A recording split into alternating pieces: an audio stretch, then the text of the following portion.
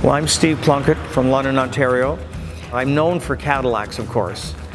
We have about 82 cars in the collection, all GM cars. 50 are Cadillacs, and the remainder are Buick, Corvette, Chev, Pontiac, Oldsmobile, that type of thing. And I've been branching out actually into what we call important cars with a story.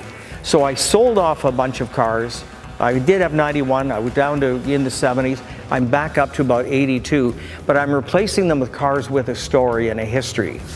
This is the Mitchell Buick X Experimental. This is an example of Bill Mitchell's forward thinking, with the mechanical features as well as the comfort features and the styling features. He was the guy that put the style into the 60s and 70s cars for sure. Certainly the features are very futuristic that were put into this car and then adapted later on, even a decade and a half later. But it was almost like a prototype project basically for Bill Mitchell. And it was built, it's a factory hot rod built at the GM Tech Center in 1956. It has 225 modifications from a production car. Some are cosmetic, some are mechanical. These chromed brass strips here that separate the light blue from the dark blue are all custom made. The Buick lettering, the headlight rims are all customized. Actual fog lamps in the bumperettes. Custom grille inserts in the bumper here, which never went into production. Part of the bumper is painted and chromed here. And then of course this big emblem right in the front is very cool.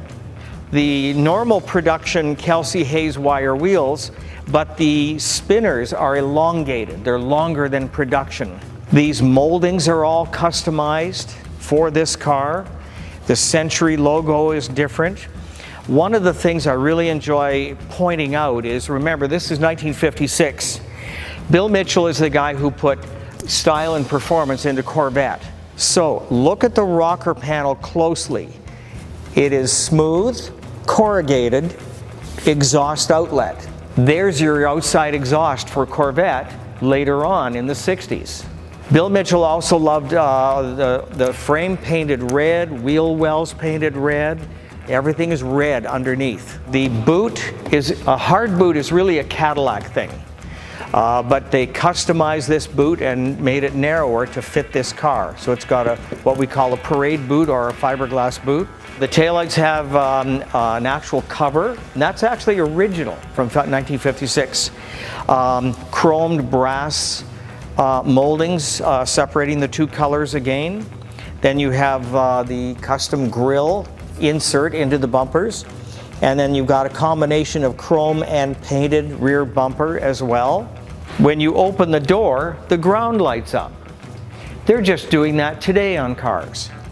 Corvette tachometer on the dash. These built-in floor mats are an Eldorado thing by Bill Mitchell. They're actually bolted to the floor. Chromed accelerator and brake pedals are an Eldorado thing as well. The steering wheel is padded. It's a soft steering wheel. These are power 8-way swivel bucket seats. The headrests are electric. They didn't even put headrests in cars till '67. Under the hood, we have the normal Buick engine, nailhead engine, but this is one of 3 special motors created by General Motors. It has a special intake manifold, 3 of them were made, and it holds 4 Carter side draft carburetors that were used on Corvette of this era. When I bought it, it was pretty much the way you see it here, but we had to make adjustments to the windows. The windows didn't fit the top. The engine needed breaking in to run properly. A lot of these cars I don't drive. I wouldn't drive them downtown or in heavy traffic or shopping mall parking lots and that type of thing. But we live in the country here, so all the roads are paved, and I just take them around to small towns around the neighboring areas. Cruise nights, for sure, that type of thing. They're not driven high miles, but they are driven anyway. This is a keeper. This is a keeper for sure. I love cars with a story, with a history, and this certainly is a well-storied car.